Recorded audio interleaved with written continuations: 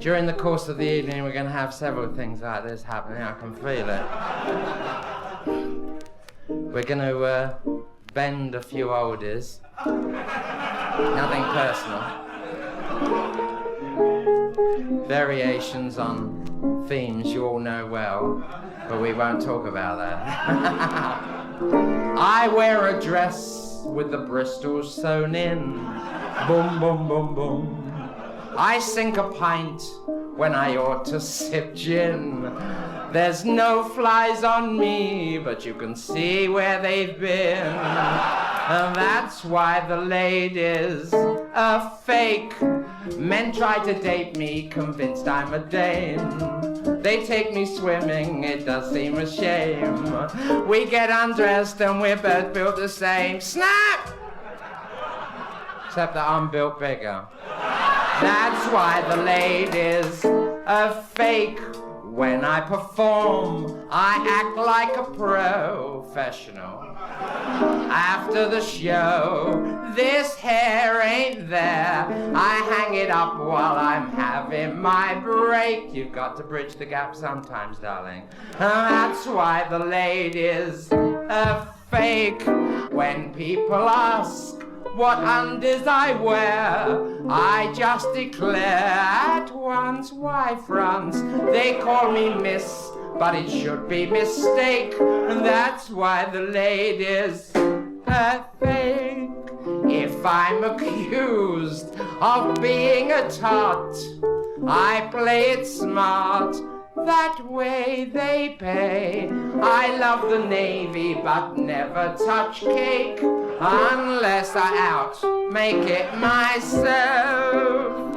When I'm dragged up, all the feelings immense, but I'll admit it, I'm right on a fence, because I can't use the ladies and I daren't use the gents, and that's why the broad is a fraud. Let me repeat, things ain't what they seem. It's like a dream. In bed I'm Fred. I find it safer to stay wide awake. Don't call me madam, this Eve's an Adam. That's why the ladies are fake.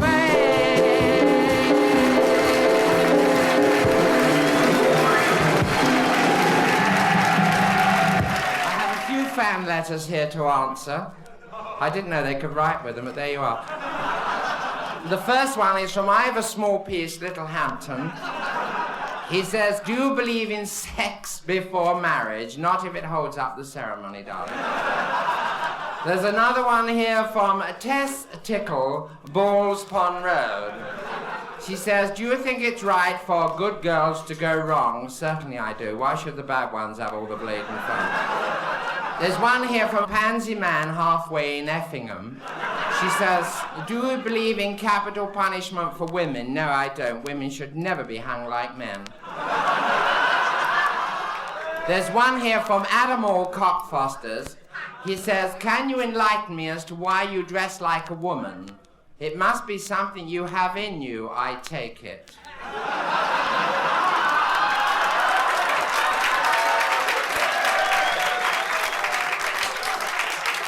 No comment. There's one here from Poppy Topper Welling. She says, dear Lee, my husband won't leave me alone. It's the same no matter what I'm doing. Before breakfast, after breakfast, before dinner, after dinner, before supper, after supper. What can I do? P.S. Please excuse shaky writing.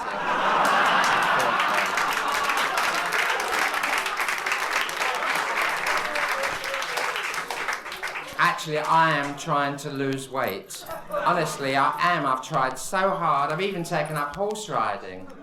I went to the stables this morning, my first visit. He said to me, do you want to ride side saddle or across? I said, who cares? It's as broad as it's long. I've even tried golf. I was on the links last week. There was this other fella there. He said to me, would you like to play a round with me? He said, I've got a very fast niblick. I said, well, you won't make a hole in one this morning, darling. But he did. I thought, well, I'll be bunkered. I'd like to sing you a lovely little song now that I had the pleasure of singing before the Queen was married. What a lovely wedding that was. She looked beautiful, and Prince Albert looked so handsome.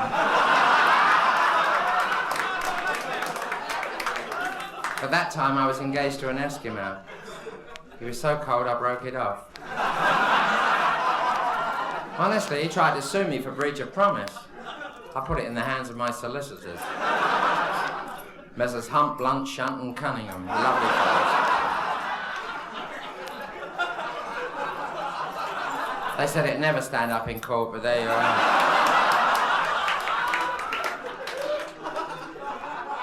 I got a new boyfriend now. Oh, he's so refined. Honestly, he doesn't drink, he doesn't smoke, he only swears when it slips out.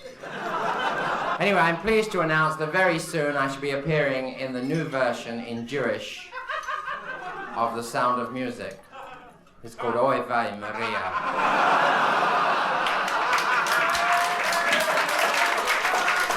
We're not having any nuns, we're having 200 rabbis. And what the hills are alive with is nobody's business.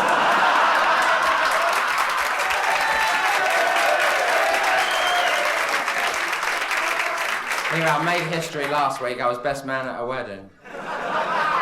Imagine what the others were like, can't you? It was one of these old-fashioned churches, you know, a quaint old-fashioned church in the country where they have all the cottages, you know. And it had a sign outside. It said, if you are tired of your life of sin, come inside. Underneath somebody had written, if you're not, ring Ruby, Piccadilly 009.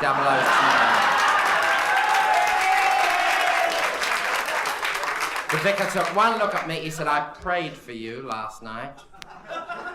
I said, silly boy, you should have phoned. But I didn't know what to give him for a wedding present. So I gave her a do-it-yourself kit. By the look of him, she'll have to. Do you know, my mum always said she didn't know what happiness was till she got married. Then it was too bleeding late. But I went shopping this afternoon down the market, and for the ladies in the audience, I would like to tell you there is a lovely new bra on the market. You must get it. It's called Titivation. And it comes in 3 sizes, egg cup, teacup, and my cup runneth over.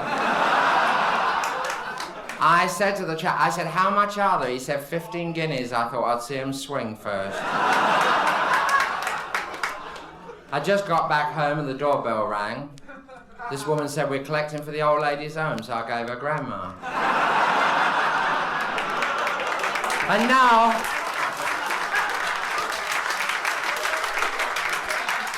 And now Cinderella rides again. She has more luck than I do. Meanwhile, back at the latte, explain to the non round the corners, will you? The ugly sisters, Benzedrine and Dexedrine, are slapping up gutlers. They are whopping on the polyfiller by the ton, like the right hard pair of thespians they really are. For tonight, the prince is holding his big ball. And they don't intend to miss it. After all, it only comes once a year. Off they go with their father, Squire Hardup. That name doesn't suit him a bit, because he's not really a hard man at all. In fact, he's as soft as chenille. They leave Cinders all alone in the kitchen, trying desperately to get the grease off her dish.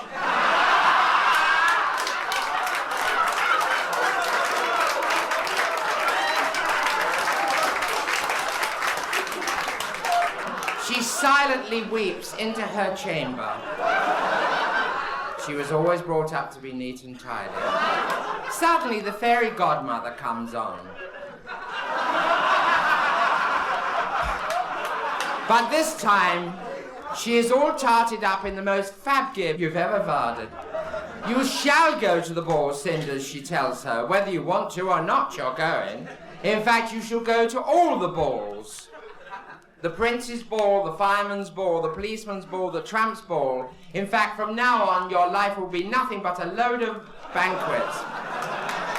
When Cinders arrives at the palace, she is completely overcome with emotion. Soon she finds herself in the prince's arms doing the latest dance craze, the Grand National. Everybody gallops around the floor like mad things with a bit in the mouth until they're saddle sore, and then all outside on the grass for the big jump. Alas, the clock strikes midnight, right in the middle of their okey-cokey, and Cinders shoots off as though someone has shoved a lighted match up her kilt, dropping a little something on the way. The prince bends down and picks it up. It is one of her tough boots.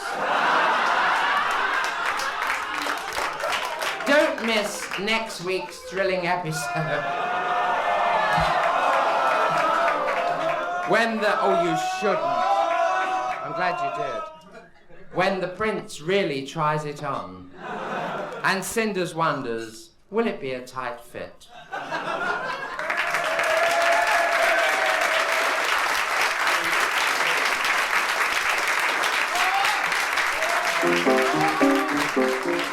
I'll do something a little more commercial for you. Let's go commercial. Let's go commercial. Let's tell the world our goodies are for sale. If a lady has got lovely legs and beautiful eyes, she should realize it pays to advertise. So let's go commercial, strictly commercial. That's the only way to make the grade. You only need a slogan with a little bit of zest. Add a dash of sex appeal and put it to the test. And once you've tried it my way, dear, I'm sure you'll like it best. So let's go commercial, really commercial, but we're only going to cater to the trade. Strictly wholesale. Yes, we're only going to cater to the trade. All deliveries at the rear, please. So let's go commercial right away. I haven't the heart to fall in love again. How can I fall in love again without a hard commercial? Our romantic interlude to you was just a fling. You're never alone, not even in the Strand, if you can roll your own by hand. But to me it meant the world and everything. Are you aware of personal freshness? Or do your mates all call you Pongo? If so, use Nanty Poo and show them you're not to be sniffed at. I haven't the heart to fall in love again. I have a letter here from Miss Ida Down Beds. She says, my boyfriend was always against me. Oh, I beg your pardon. My boyfriend was always against me smoking cigarettes. He much preferred his pipe and a good shag. Our romantic interlude to you was just a fling. Use bubbles for all your soft and fine things. Remember, if you have a soft, fine thing, a daily dip in bubbles will bring it up a treat. But to me it meant the world and everything. Attention, all pussy lovers.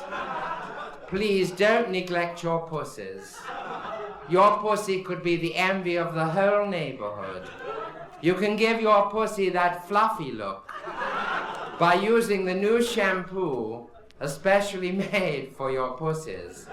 It's called Shampoosie.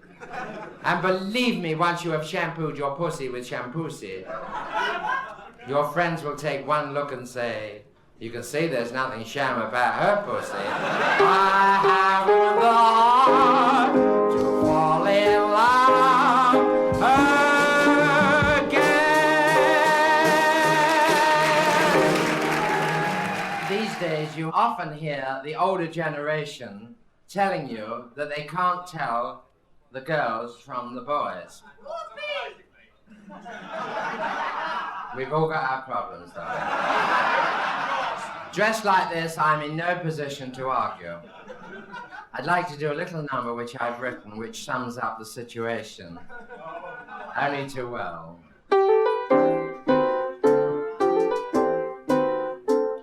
She walked into the coffee bar and saw him sitting there. He was sat all alone at a table for two, nibbling his chocolate eclair. There was something about his big blue eyes that filled her heart with joy. If only someone had warned her that he wasn't her sort of a boy. La, la, la, la, la, la. You're getting it. As large as life, she plumped herself down right opposite to him. I'm sure I know you from somewhere, she said. Isn't your name Jim? He answered, no. They call me Bruce. Then he blushed and went all coy. Now, wouldn't you think she'd have realised that he wasn't her sort of a boy? La, la, la, la. She asked him for the sugar in a most suggestive tone. Her tiny mind worked overtime to get him all alone. Those worn-out tricks she had seen at the flicks, she started to employ. But she could have been Bridget Bardot. He just wasn't her sort of a boy. You're not singing. Oh, you're busy, I'm sorry.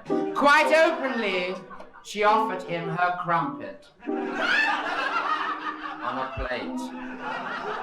But he refused by saying, I've been putting on too much weight.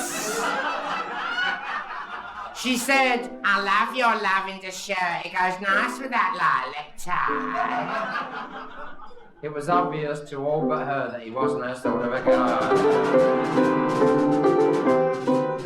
She tried so hard to charm him, give credit where one should. Her technique was bloody lousy, but her staying power was good. She idolized his long blonde hair and his fabulous golden tan. Not knowing it all came from bottles, he just wasn't her sort of a man. To her it seemed quite natural to say, would you care for a filter tip fag? She puffed hers through a holder, which she wielded like a flag. But the length of his put hers to shame. And the colour made her choke, well, I mean cerise. You could tell without even looking that he wasn't her sort of a bloke. A half an hour more went by and he began to feel tired. But whenever he yawned, she thought of bed. And so was re-inspired. Just then a strange man appeared on the scene. And her dreams went poof! Because as they waltzed off together, it dawned on her the kind of a man he was.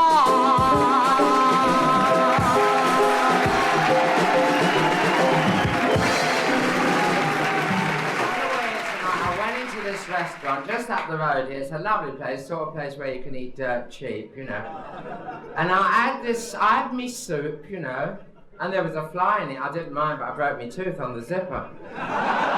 Then I ordered a steak, and I said to the waitress, honestly, it was so tough, I didn't know whether to eat it or ride it. I called the waitress over. I said, darling, I've got a hair on my meat. She said, are you bragging or complaining? With that, I stormed into the kitchen where the chef was making a tart. He put the top crust on, he took out his dentures and went all round the edge. I said, that is very unhygienic. That's what I said. I think he must have had my dentures. He said, do you want to see what I make the holes in the donuts with? Uses a candle. Do you know where I went this afternoon? The zoo. I went straight to the monkey house. There was no monkeys there. I said to the keeper, where are they all? He said, they're out the back mating. I said, will they come out if I give them a banana? He said, would you? Then I went to the birdhouse. There was this parrot there shouting out, somebody's getting it, somebody's getting it, somebody's getting it. An owl went, ooh. The parrot said, not you, you flat-nosed git.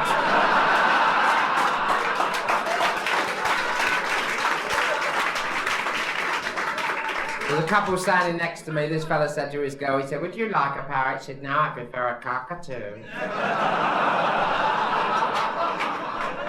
My next door neighbour, she's mad on the Saint. She must be every night I hear her screaming, Roger Moore, Roger Moore, Roger Moore. Anyway, at the end of the summer, I shall be doing a bit in Shakespeare. I love Old Bill, don't you? I do. I'm in A Midsummer Night's Dream, taking bottom. Now, at last I feel I've got a part I can really get my teeth into, you know. Yeah. My agent wants to send me abroad. God knows what we'll do together. I hope she can play cards. I said to him the other week, I said, I get so depressed. He said, you shouldn't get all worked up over little things. I said, I don't. It's the big things that get on top of me. Somebody asked me when I was great to come on tonight. They said, how old are you? I said, I'm at the age where I know what I want. I can't get it, but I know what I want. He said to me, aren't you ugly? I said, I can't help my looks. He said, no, but you could stay indoors. Which is rather bold. Anyway, right now we're going to do a little number which I wrote especially for the Union Tavern. And I want you all to muck in. This is called audience participation. So that on the end of each line, you'll know when to come in. All right? You going to help me? Yeah. Good. And it goes like this. There is a tavern in this town, where they sell beer both light and brown. And every night the atmosphere is bright. They don't let nothing get them down. I beg your pardon.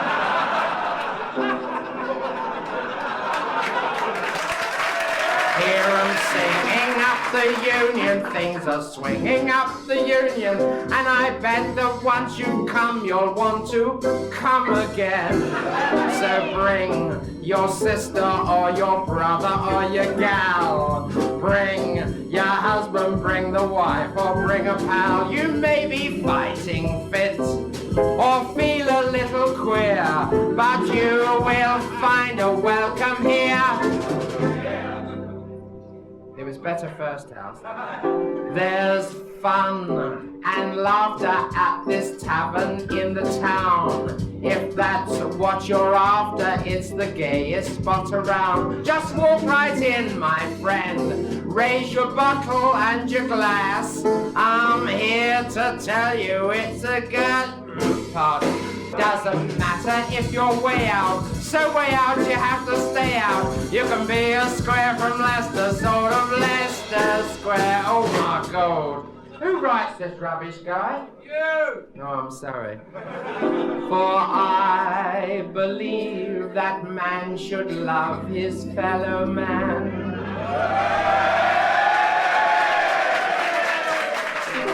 It's made the universe go round since time began. So open up your hearts.